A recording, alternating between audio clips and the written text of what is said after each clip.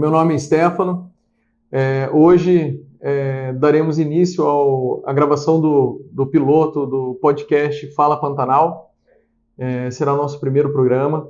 Estamos aqui reunidos com Luiz Peligro, Carol, são da Sauá Filmes, com o Luiz Otávio Carneiro, do Pantanal, com o Rodolfo, jornalista, que estão todos aqui para somar e dar enriquecimento para esse programa.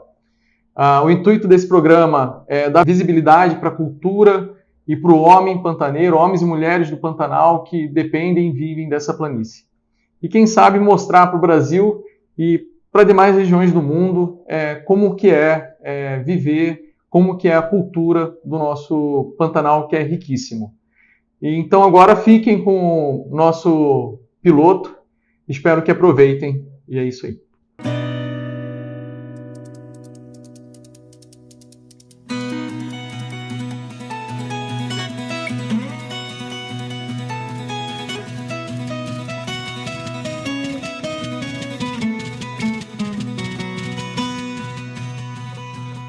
Oi pessoal, a gente está aqui num podcast Fala Pantanal e com personalidades, pessoas que têm muita história para contar. Tá aqui primeiro eu, Rodolfo César, sou um dos apresentadores daqui. Estou com o Stefano Retor, que é um dos que pensou primeiro em toda essa história, né? E o pessoal vai poder acompanhar também aí um pouco de como que surgiu essa ideia. E aí, a gente tem aqui um apresentador, mas hoje ele está engrandecendo a nossa conversa. O Luiz Otávio Carneiro, que é pantaneiro, tem uma história muito legal, mas também a gente está falando nesse Fala Pantanal sobre Pantanal. A gente quer contar essa história do Pantanal. Para vocês terem uma ideia aqui, sem a gente incumpridar muito, porque é a história que a gente quer contar, mas temos aqui uns elementos que o pessoal está vendo e depois a gente vai contando a história. A gente tem onça, mas tem jacaré, mas tem religiosidade, tem cultura, tem uma viola ali especial que tem o autor daquela viola tem umas histórias do Luiz Otávio aqui. Depois vou ver se está permitido contar ou não, né? Se a censura vai permitir. Mas também tem um berrante aqui, porque faz parte, tudo isso aqui é Pantanal, vai se juntando. E é para mostrar que tudo isso se junta, para mostrar como é que o Pantanal é essa mistura tão grande, tão rica. É o Luiz Otávio que está aqui para contar. Luiz Otávio, primeiramente, agradeço demais aí de você estar aqui para a gente inaugurar o Fala Pantanal com essa história sua e também com a sua participação aqui mais que especial, viu? Muito obrigado. De nada, é um prazer muito grande, agradeço ao Stefano, já faz tempo ele vinha tocando nesse assunto do podcast e tudo que se relaciona ao bem dizer do Pantanal, eu gosto de participar, né? Então, estou sempre às ordens, o que vocês precisarem para a gente falar do Pantanal. Bom, e o Stefano está aqui, de vez em quando o microfone é um desafio para ele, mas como ideias, o homem aqui reluz. Obrigado, Stefano, também você está participando. Eu que agradeço a todos vocês aí atenderem o chamado. Eu sei que é difícil todo mundo doar o tempo com esse profissionalismo que vocês têm para a gente conseguir realizar esse projeto e esse novo desafio para todo mundo. Bom, para a gente começar mesmo agora, eu vou fazer já a primeira homenagem para você, fazer essa saudação pantaneira, né? Depois o pessoal confere aí, tem saudações pantaneiras, pesquisa na internet que tem mais sobre Pantanal. Mas a gente está aqui com você convidado para contar uma história inicialmente que você tem uma aventura bem particular para falar de Pantanal e no final das contas é para a gente também pensar em o que é Pantanal, né? Primeiro, você teve uma viagem que você fez, uma viagem histórica. Eu queria que você contasse essa viagem que você saiu lá do Mato Grosso, cruzou Pantanal onde não tem rodovia, não tem estrada, o que tem é história, fazenda e, claro, o que é Pantanal. Como é que foi que começou essa sua ideia de ter essa travessia pelo Pantanal. Não sei se até se você deu um nome, eu queria que você falasse aqui primeiramente isso. Não, existia um nome porque até nós fizemos uma divulgação, né? E então chamava-se Cavalgando pelo Pantanal na Rota Pioneira, né? Porque é muito importante dizer que, eu digo infelizmente, quando se dividiu o Mato Grosso, se dividiu o Pantanal, que eu particularmente acho que o Pantanal nunca deveria ter sido dividido, né? E ficou um pedaço no Mato Grosso, em torno de 25% do Pantanal brasileiro e 75% do Pantanal brasileiro em Mato Grosso do Sul. E não deveria acontecer, mas aconteceu. Então eu saí lá de cima, eu saí especificamente de uma cidade que chama Nossa Senhora do Livramento. Isso que ano que era? 2012, isso foi em 2012. Estamos com 12 anos que aconteceu. E aí saí de Nossa Senhora do Livramento, cruzei todo o Pantanal do Poconé, aí atravessei o Rio São Lourenço, entrei no Mato Grosso do Sul, aí atravessei o Pantanal todo do Paiaguás, da Niecolândia, até chegar aqui na Fazenda Firme, que é aqui próximo da Curva do Leque, muito conhecida. A intenção de realizar essa travessia foi uma vontade sua? Foi assim. De uma maneira geral, a rota pioneira que eu relatei foi a rota que os colonizadores do Pantanal Sul utilizaram para vir lá de Nossa Senhora de Livramento. Todos eles. Lá do século XIX. Especificamente em 1878, 1880. Eles fizeram essa rota aproximadamente, saindo exatamente de Nossa Senhora de Livramento, do sítio Cocais, que foi da onde eu saí, o sítio Cocais. E de lá eles cruzaram o Pantanal, até chegar e fundar a primeira fazenda que deu origem à colonização da Niecolândia, que foi a Fazenda Firme, né? Daí surgiu toda a Niecolândia. Então, eu não fiz a rota exata devido a esse desastre, que poderemos falar no próximo podcast, o desastre do Rio Taquari. Então, devido àquela área inundada, eu tive que desviar. Mas esse desvio me fez cruzar mais o Pantanal, né? Eu cruzei o Paiaguás praticamente inteiro no sentido noroeste para o sudeste e depois a Niecolândia no sentido leste para o oeste, né? Então cruzei bastante fazendas. E você estava como para fazer? Porque, vamos falar, a gente está fazendo uma travessia, um trajeto, não é carro, né? Como que é? Quem que era a equipe? Pois Quem que é a equipe? Qual que era a equipe? Muitos já me perguntaram isso. Não, era só eu, não tinha nenhum companheiro humano, né?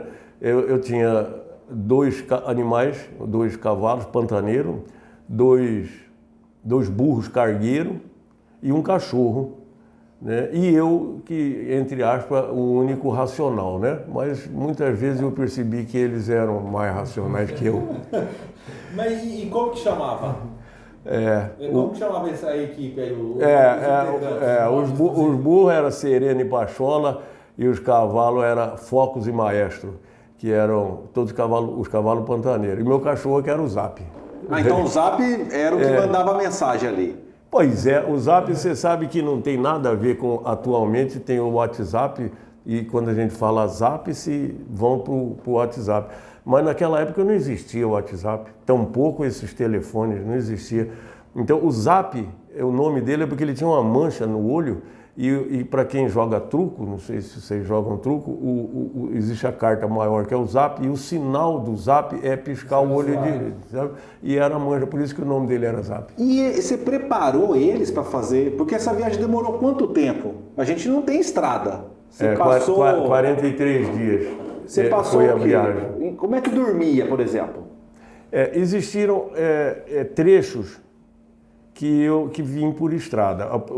Os primeiros trechos, logo que saí de Livramento, até chegar em Poconé, eu fiz um grande erro e vim pela margem de asfalto. Esse foi um grande erro.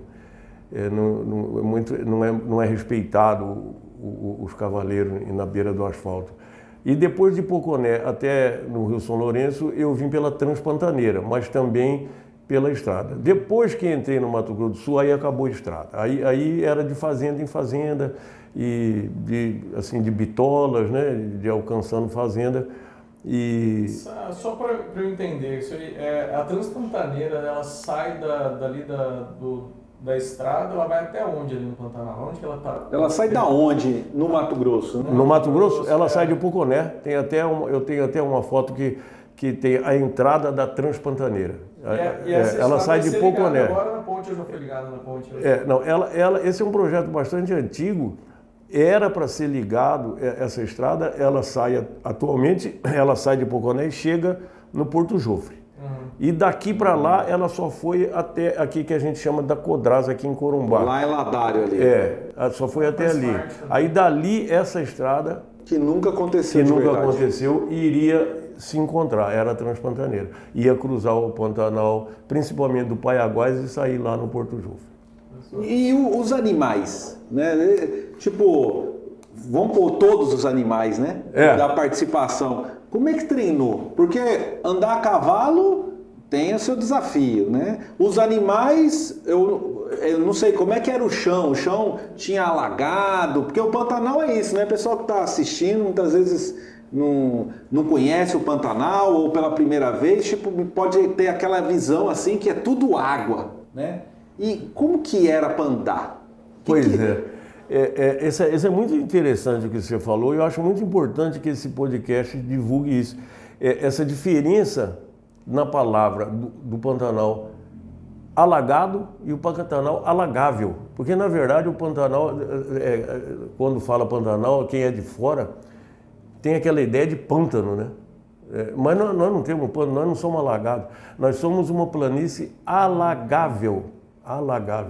Então, quando você, numa viagem dessa que eu fiz, comecei no mês de novembro, eu peguei todo o terreno que você possa imaginar. Eu peguei, porque lá em cima começa a chover antes, lá para Poconé. Então eu peguei a água na estrada, aí depois peguei cascalho na estrada Transpantaneira, e depois quando eu cheguei já aqui no Pantanal Sul, já era seco, aí era areia. Então eu peguei vários. Os animais, a gente faz um treinamento, eu fiz um treinamento mais de socialização entre eles, né? De se acostumarem. Serem amigos. Né? Exatamente. E eu não precisei muito treinar porque eu nasci montado a cavalo, né? Então eu acho que minha mãe, de certo, quando foi parir, me levaram ela... Já foi no cavalo. Já foi a cavalo. Já seguiu dali. Então eu vinha a cavalo. Mas existiram alguns percalços. Por exemplo, nessa estrada da Transpantaneira, uma grande dificuldade minha foi para atravessar as pontes. Os cavalos aqui no Pantanal, dentro do Pantanal, não existem pontes. Você sabe disso, você já andou em todo o Pantanal, não existem pontes, só nas estradas. E quando cheguei na Transpantaneira, eu não imaginava isso. E como estava com água na beira da estrada, não tinha jeito de descer. 2012 tinha muita água? Não, água de chuva na época. Não tinha havido a grande enchente de 2011. 2011 foi uma grande enchente, mas 2012 não teve grande enchente. Qual que era o período de 2012 que você veio? Novembro. Que já era época de chuva. Chuva. Então, mas aí na hora de atravessar as pontes, os cavalos estranharam. Isso eu sofri demais no primeiro, segundo dia. Refugava. E a hora que ele entrava dentro da ponte, o barulho que faz aquele meio da madeira, o casco na madeira, ponte de madeira, né? Virava para trás. Você caiu? Não, mas eles não era difícil de atravessar. Porque eu levava eles tocando, aí eu tinha que nas pontes, eu acabei tendo que fazer isso. Eu deixava, ele amarrava lá 3, aí eu levava puxado amarrava lá, voltava, sabe isso? E o zap? Só que é o seguinte, você não imagina a quantidade de ponte que existe entre Poconé e o Porto Jofre. São 89. E quantos quilômetros será que é isso? Isso é em cima da Transpantaneira, né? 110 parece. É praticamente... Então só tem ponte. É, uma ponte a cada quilômetro, você entendeu? Então isso daí foi um sofrimento. E o que você conseguiu ver atravessando esses Pantanais? O que te chamou mais atenção? O que te provocou, Nilo? Existiram inúmeras visões. Primeiro, nós temos que lembrar da imensidão do Pantanal, né? Isso eu acho muito importante. Talvez seja outro assunto para outro capítulo do podcast. Você vê como é que o Pantanal tem história, né? Exatamente. Porque como nós somos de um país continental, né? O Brasil é um país continental, nós somos acostumados com grandes dimensões, né? E aí fala Pantanal, o Pantanal é um pedacinho lá no centro-oeste brasileiro. É o menor bioma, em tese, mas... É um pedacinho, mas esse pedacinho é do tamanho do Reino Unido, não é mesmo? O Pantanal é do tamanho do Reino Unido. E Reino Unido é Inglaterra, Escócia, Irlanda, né? Então, do norte. E então você veja, é uma área bastante grande. Então, ao você cruzar, eu não conhecia. Esse caminho você não tinha. Nunca você tinha fez. feito. Foi a primeira vez que você foi fazer. Vez. E eu não conhecia, e absolutamente não conhecia o Pantanal de Poconé, nada. Então a primeira coisa que você vê são os diferentes biomas e vê a inteligência que foi quando se dividiu isso em regiões, né? O Pantanal hoje basicamente são 11, fala-se Pantanal, mas nós temos 11 micro-regiões. Lá no Mato Grosso tem Cáceres, Poconé e Barão de Melgaço. E os outros pantanais aqui no Mato Grosso do Sul. Sendo o maior deles o Paiaguás, o segundo a Necolândia e depois vai indo a Bobral, Nabilec, Paraguai, Paraguai. Mas, então existem uma diferença muito grande no bioma, muito grande, né? Na cultura, apesar de que o homem pantaneiro do Poconé é o pantaneiro, nós também somos pantaneiros, existem pequenas diferenças na cultura desses homens, até mesmo em alguma diferença na vestimenta, de como carrega a faca na cintura, coisas pequenas, mas existem diferença da cultura. E você acha que é devido naquela época que ocorreu essas viagens, que ocorreu que o pessoal começou a tomar posse... Lá no século XIX. No século XIX, e esse tempo que o pessoal ficava afastado das cidades, de outras fazendas, porque era uma casa distante da outra, você acha que isso deu essa identidade, essa diferenciação entre... Até porque você deve ter conversado com muita gente, assim... Não sei se você conversou, né? Depois uma parte nós vamos falar, mas... Alguém você teve que conversar, então tinha essa... Com certeza não haveria o mínimo fundamento da viagem se eu não prezasse por sentar em cada lugar e conversar. Né?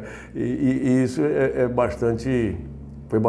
foi muito bacana, foi muito enriquecedor conversar com essas pessoas e notar essa diferença de regiões, né?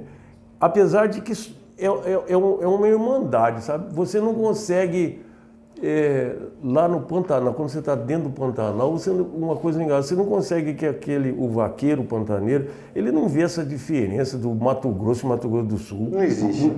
Eles são pantaneiros, você entendeu, né?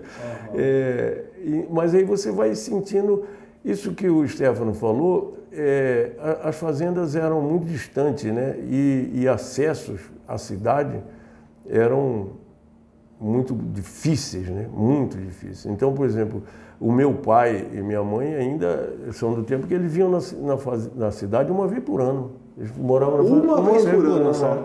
Aproveitavam aquelas datas de... E devia ser quantos quilômetros a fazenda da cidade? Daqui onde eu praticamente me criei, daqui de Corumbá, dá 95 quilômetros. Só que quilômetro é uma coisa e o acesso é outra, né? O que o Pantanal ensina, né? Exatamente. Hoje, por exemplo, com a rodovia, eu vou lá nessa fazenda onde eu estudei, assim, fui alfabetizado e tudo, Eu vou lá nessa fazenda, mesmo com atraso para atravessar na balsa, com 2 horas no máximo eu estou lá. Mas no tempo que meu pai chegou, minha mãe, eles saíam de navio daqui de Corumbá, no famoso Fernandes Vieira. Aí no Fernandes Vieira eles desciam no Porto da Manga. Rio Paraguai. No Rio Paraguai, no Porto da Manga. No Porto da Manga, dependendo da época, eles pegavam zinga, que é uma canoa empurrada de zinga até no rodeio, e no rodeio pegavam carro de boi para chegar na fazenda. Então eram alguns dias. Então com isso ficavam na fazenda, né? As fazendas eram autossuficientes. Por exemplo, isso que o Stefano falou fica distante. Então quer dizer que, vamos pensar, não tem um mercado, então a comida é uma dinâmica, né? Vamos pensar nessa época da sua mãe, essa viagem que você fez, como é que você via que era isso? Tipo, esse costume das fazendas, que você também fez isso, né? Você foi passando fazendas diferentes, pantanais diferentes, acessos diferentes. Como é que era esse modo do dia a dia? O pouso, que nem você me perguntou anteriormente sobre o pouso, no meu burro cargueiro eu tinha autossuficiência de tudo. Eu tinha trempe, que não sei se você sabe o que é trempe. Trempe é um fogão que a gente arma de lenha no chão, mantimento, panela, tinha tudo. E lenha também? Lenha a gente pega, né, galho seco, tem muito no Pantanal. E aí alguns lugares eu posava na própria fazenda, mas alguns lugares eu posava no campo mesmo, em algum lugar perto da água, né? A gente tem que sempre preocupar com a água. Então, quando chega 3 horas, quando chega 3 horas, 3h30 da tarde, você já acha um lugar com água, principalmente para os animais e para você cozinhar, você para. Porque pode ser que para frente você... Vai demorar. Veja o negócio que nós estávamos falando do alagado e do alagável. Você fala que essa é uma grande preocupação e a pessoa fala, mas como o Pantanal tem preocupação com água? É uma grande preocupação. Não é assim. Não, a vida toda foi. O Pantanal sofre muito mais, o Pantanal da Niecolândia e do Paraguai sofre muito mais com a seca do que com enchente. Isso é uma coisa que... A água não é o problema, né? Não. Assim, digamos. Não.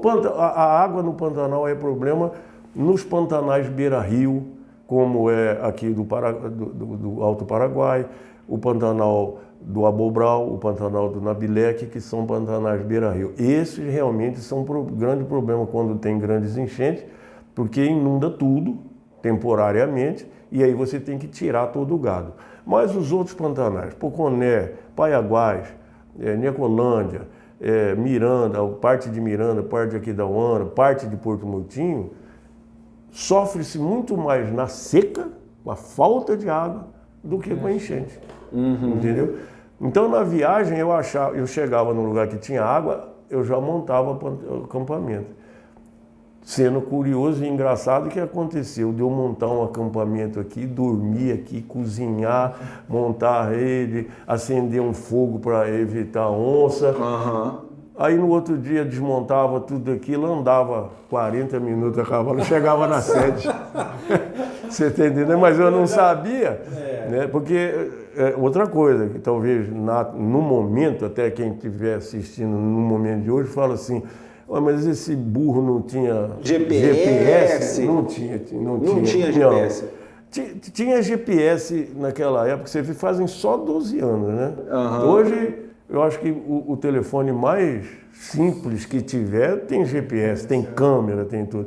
Naquele tempo tinha aquele GPS Garmin, não sei se você conheceu. Até hoje ainda tem, né? Preto e branco. Mas eu não tinha os pontos amarrados para frente. Eu que fiz, eu vim fazendo essa amarração. Aí depois... No trajeto você ia fazendo? Chegava, por exemplo, então, perguntava. na Fazenda São Sebastião Grande. Aí eu chegava lá, amarrava, aqui é a Fazenda São Sebastião Grande. Mas até então eu não tinha.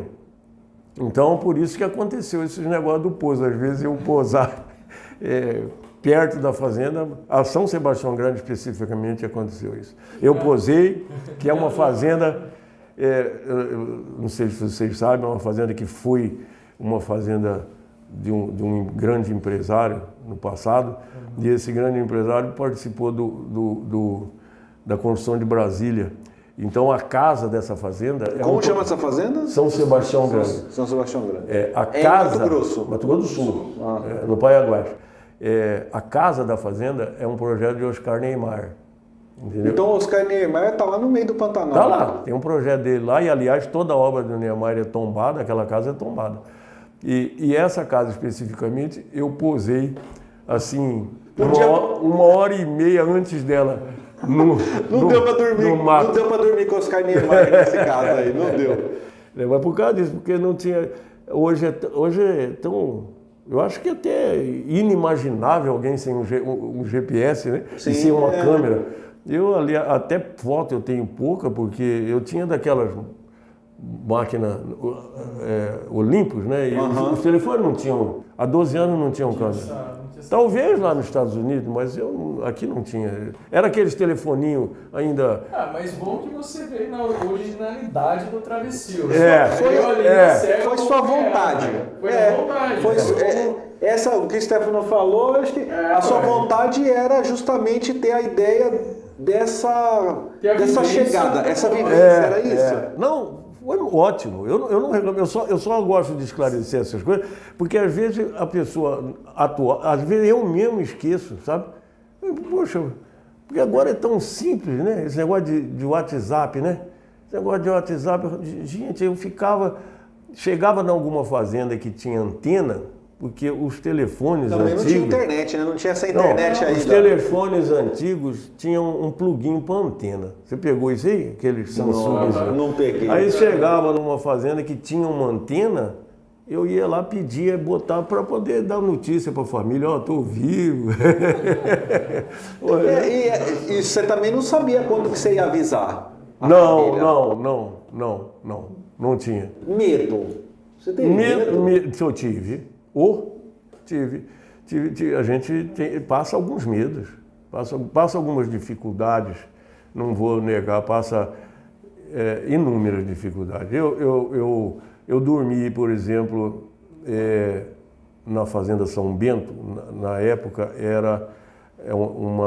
essa fazenda era daquela ONG Pantera, que é mundialmente cuidadora de felinos, né? Sim. E fui muito bem acolhido lá na sede, mas aí depois que saí da sede, eu dormi no meio do campo da São Bento. E a São Bento, você nem cachorro pode ter, eles exigiram que eu levasse meu cachorro amarrado, eles não permitiram. Por causa de onça. Por causa da onça, que era grande. E eu posei, onde eu montei você ouvia esturro de onça, entendeu? E eu sozinho com meus animais, você ouvia esturro de onça. Então, não vou dizer um medo, mas é uma preocupação. Aí eu deixei a noite inteira fogo aceso, aí você dorme, né? A hora que o fogo vai apagar, você acende ele outra vez, você está entendendo? Então é uma preocupação. Então são mais essas preocupações. E duas coisas, com onça foi isso, né? Com cobra... Você viu onça no caminho? Eu não vi. Mas ouvia de pertinho e via batida recente. Mas acontece, vou explicar por que eu não ouvi, porque eu não vi. O burro cargueiro, não sei se você já viu comitiva, ele carrega um sino no pescoço que chama polaco. Né? E aquele polaco ele é um sino que faz barulho. E aí, lá nessa São Bento, eles me deram um folheto de prevenção de ataque de onça. E nesse folheto constava que no rebanho você deve colocar um desses cincerros, um polaco, para afastar, sabe? Eu falei, então é por isso que eu não vejo onça. Aí teve uns dias que eu tirei o polaco do burro. Você quis testar. E embrulhei ele bem e levei ele quieto, mas aí não vi. Você arriscou. Deu sorte, eu acho que deu sorte. Aí essas coisas, A gente que é acostumado em fazenda, nascido e criado, não sente esses medos mais comuns, né? Respeito, talvez. Respeito. O problema teve, por exemplo, também uma coisa que sempre causa preocupação é cobra, né? Cobra. Eu no Porto Jofre, especificamente, eu tinha 2 burros cargueiros, levando minha cozinha, a outra levando cada burro no acampamento, tinha tudo, né? E quando cheguei no Porto Jofre, uma cobra matou um dos burros. Quem que foi? Que morreu? O Sereno, sabe? E aí eu tive que, além de ficar sem um cargueiro, eu tive que abandonar metade da minha carga. Entendeu? Tive que abandonar metade da minha carga. Mas aí é uma coisa interessante. Ainda estava longe a viagem, né? Porque não, Porto Jofre, estava cruzando o Mato Grosso para o Mato Grosso do Sul. O burro não teve. Foi tão. É uma cobra que tem lá, que é semelhante à boca de sapo, lá chama boipeva. Boipeva. Lá você vê até. Os nomes mudam muito, sabe? Mas e você descobriu como é que chama aqui? A boca de sapo. É a boca de sapo. Que é perigosíssima, né? É perigosa, é pequenininha, né? Mas ela estava tão carregada de veneno que eu tinha o soro. Você levou? Eu tinha soro. Mas não deu, mas mesmo aplicando o soro, ele não resistiu. E eu perdi o burro e tive que deixar metade da carga. E aí, por engraçado que é aquele negócio do minimalismo, né? Que eu sempre leio o seguinte, depois que eu inicialmente fiquei preocupado de deixar metade da carga, mas aí arrumei e aí eu descobri que eu não precisava de tudo aquilo, só um burro. Só um já dava certo. E aí terminei toda a viagem só com um burro cargueiro. Você comentou aí, né? Eu tô falando aqui, o Stefano, depois eu até quero ver que ele também fala, porque ele vive no Pantanal, né? Então acho que tem uma percepção. Eu vim pro Pantanal depois aí, primeira vez que eu vinha para cá, 2010, né? Mas mesmo assim, vi um pouquinho, havia essa cheia grande. Mas eu reconheço que talvez eu não sabia. Eu até errava Mato Grosso e Mato Grosso do Sul naquela época, né? Até muita gente. Porque talvez é isso, né? Parece que é a mesma coisa, porque o Pantanal parece ser a mesma coisa. Mas eu acho muito bacana quando o Stefano conversou inicialmente, muito por cima sobre isso, eu fiquei muito alegre, sabe? Porque eu acho muito importante.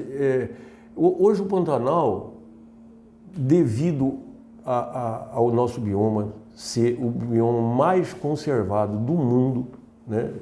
É mais de 80%. 85% do nosso bioma é conservado. Justamente isso, ele é hoje a menina dos olhos, né? Do mundo, do mundo conservacionista como deve ser.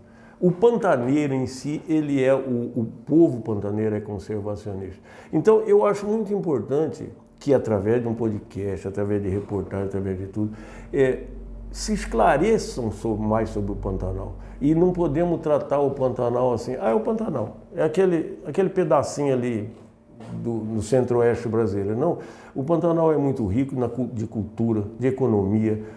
O Pantanal tem muito a oferecer, e principalmente no nosso bioma, nossa natureza, natureza de fauna, de flora, nós temos muito a oferecer. Então, mas nós temos que saber explicar, nós temos que explicar a todos essa diferenciação, essa diferença de regiões, de cultura, não é mesmo? E de acesso, né? Nós temos pantanais aí, que nem eu falei para você, pode ser a enchente de 2011, a última grande. No Nabilec você tirou todo o gado. O Abobral, todo o gado. Só água. Só água. Lá na Nicolândia, Paiaguás, tinha água, mas não tirou nenhuma cabeça de gado. Entendeu? Então, essas diferenças é muito importante que todo mundo conheça, porque é como a gente fala nós não podemos misturar irlandês com inglês, que às vezes dá briga. Dá briga. Né? E mostrar que o homem pantaneiro, o original, o homem pantaneiro, não sei se é essa a palavra, o originário do Pantanal lá, ele convive bem com o Pantanal. Ele não é à toa que está aí, como você falou, 85% conservado. Entendeu? Que existe, o homem pantaneiro ele sabe como manejar o ambiente.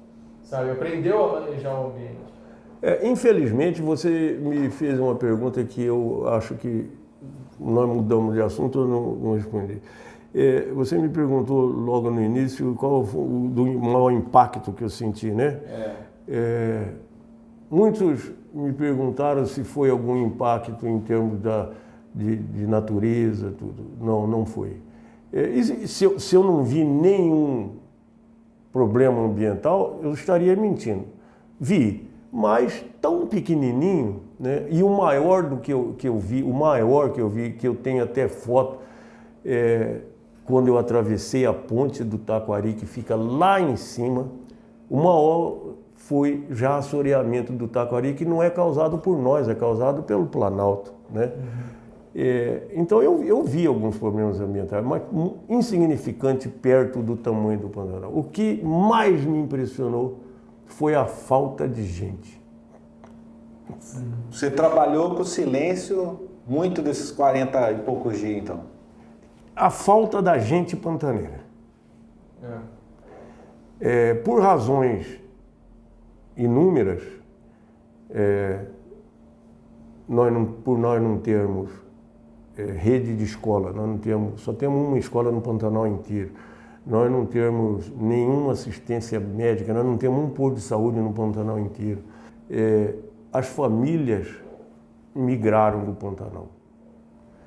As fazendas que quando eu era jovem você chegava, tinham famílias. Eu estudei, eu fui alfabetizado, eu cheguei aqui já para fazer o exame de admissão na cidade. E junto comigo tinha filho dos funcionários todos sendo alfabetizados. Hoje você não vê mais. Hoje você vê o vaqueiro lá, casado, mas a mulher e os filhos estão em alguma cidade, o Rio Verde, Rio Negro, Aquidauana, Corumbá, causando um êxodo muito grande na cidade. E ele está lá trabalhando porque é o que ele sabe fazer. Ele é vaqueiro, ou ele é ribeirinho, ou ele é empreiteiro, não importa, nas atividades do Pantanal. Mas a família não está com ele. Isso foi o que mais me impressionou. Bom, e a gente tem aí mais de 10 anos essa história, né? E não foi hoje, 2024, mais de 10 anos depois, você faria de novo essa travessia, essa expedição para ver, de repente, o que o Pantanal, os pantanais talvez mudaram? Você teria coragem, digamos? Tem alguma coisa que talvez hoje te desgosta ou não? Eu não faria por uma única razão. É que você está mais novo. Não, por causa da minha idade, eu não aguento mais, né? Eu não aguento mais, confesso para você que você baixar a caixa de burro todo dia, armar acampamento, e no outro dia sozinho levantar a caixa em lombo de burro e desmontar acampamento e tal, a minha idade já não permite, né? A minha idade não me permite. Muitos amigos me convidam, falam, vamos fazer pelo menos um trecho. Eu falei, vamos, mas assim, você leva um ajudante, eu não aguento mais não. Não aguento mais não. Agora, em termos de ver outra vez esse daí, eu não sentiria o mesmo prazer, porque as notícias que eu tenho é de que esse grande problema que o Pantanal vem enfrentando, ele está só se agravando, né? Você veja uma coisa, isso que eu citei, a falta de gente causada por uma desatenção dos setores responsáveis, né? Que é basicamente as necessidades básicas de um ser humano, né? Que é estudo, saúde, né? Educação, saúde. E então isso daí você veja uma coisa, acabamos de falar que fazem 12 anos essa viagem. Nesses 12 anos, o Elon Musk soltou satélites no mundo inteiro. Não é mesmo? Esses 12 anos nasceu esses telefones, nasceu o WhatsApp, nasceu tudo isso aí. E eu garanto para você, assine o termo que você quiser, não se montou nenhuma escola no Pantanal. Não se montou nenhum posto de saúde no Pantanal. Isso me dói. Então, em 12 anos que passaram, eu vou ver menos gente do que eu vi. Porque o êxodo, e vou ver mais as cidades que eu convivo, Corumbá, Rio Verde, inchando a periferia com essa gente pantaneira, que não é feliz na cidade, não é feliz. E essa ideia do podcast também, disso que a gente está tentando fazer, né? Criar um registro de histórias do Pantanal, porque é uma coisa, como você está falando, tá o prazo contado, temos um prazo contado aí e vai se perder, vai chegar um momento que vai ficar numa lenda, vai virar lenda. E é criar esse registro de histórias de pessoas que conviveram no Pantanal, tem histórias para contar, tem causos para contar, tem coisas para registrar. Não só de pecuária, não só ribeirinho, não só moradores de assentamento, mas todos aqueles que dependem do Pantanal para viver. Ou dependeram um dia do Pantanal para viver. Né? Bom, gente, eu agradeço demais, Otávio, você ter compartilhado a sua história, ao mesmo tempo a visão, né, disso que a gente conversou aqui para falar de Pantanal. Nós estamos na gotinha da água ali do Rio Taquari ainda tem muita água para rolar. Stefano, agradeço você também. Tem que agradecer você que está acompanhando a gente. Para a gente aqui a história ia render muito, porque o Pantanal é isso, é história, com certeza é gente, tem visões. Então por isso mesmo que a gente vai ter muita história ainda para contar. Então, obrigado. Bom, deixar a última palavra aqui de vocês. Obrigado. Não, rapidamente, agradecer também ao pessoal aí, o Luiz, a Carol, né, que estão aí fazendo essa produção maravilhosa e me colocar à disposição de vocês, do Stefano, do Rodolfo, no que você quiser. Realmente, falar de Pantanal é muita coisa, né? Tem que ser muito programa. Maravilha. Então, tchau, gente. A gente se vê logo. Até mais. Até.